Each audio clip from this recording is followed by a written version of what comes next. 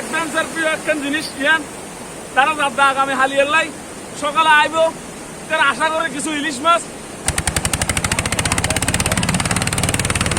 সুপ্রিয় ভাই ব্রাদার, এটা দিবা মানুষ দেখিতে একজন ইয়ে করলে এই নৌকায়ানের মাঝি তাহলে বহন গভীর সমুদ্র মাছ মারতে যাইব। আচ্ছা আমরা তো সদিন লাগিব আর সন্ধ্যা সকালে হালিয়া সকালে তাহলে ওই এরাতলাই মানে কুড়াগুলি তখন দেরি সদ্দুর যাবে না 100 কিলোমিটার আনুমানিক। আর মনে করো এগুলো হাসে মনে করো 10 কিলোমিটার ধরুন। হ্যাঁ আচ্ছা 10 কিলোমিটার যাবেন দিয়া ইয়া না অনুপাতি সদন যাব 5 জন। তো এই সদুন মাছ লই ফিরিবার আশা আছে ওই আরে আল্লাহর দিলে মনে করো আর 5 লাখ টাকার মাছও থাকতে পারি। আর ইলিশ মাছের দাম লাগে জি জি ইলিশ মাছের দাম ইলিশ মাছ এটা সচরাচর পাওয়া যায় বেশি। আগেকার দিনত মানুষের মেকান নৌকা সাগর লইয়া বললাই 10-12 জন মানুষ সেই দিদি বিভিন্ন গান এবং বচন হয়ে নৌকান পানি নামাইতই হাসান হস্তসাধ্য আছিল, তবে তারা ইয়ান উপভোগ করত মানুষও আগ্রহ করে এই জিনিসটি চাইতো।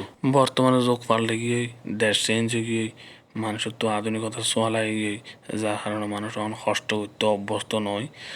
এত বলি এই ট্রাক্টর দিয়ে খুবই কম সময়ের মাঝে সাগরের মাঝে নৌকাকে নামাই ফেরে যার কারণে মানুষের আগে যা কষ্ট আছে কষ্ট এখন লাগাবো গিয়ে কষ্ট আর মানুষ এখন করতে না স্যার, যার ফলে মানুষের যা আগে আগ্রহ দিয়ে এই নৌকা নামানি কিন্তু চাইতে আইতো বা চাইতো এনজয় করতো এই এখন আর সচরাচর দেখানো যায়।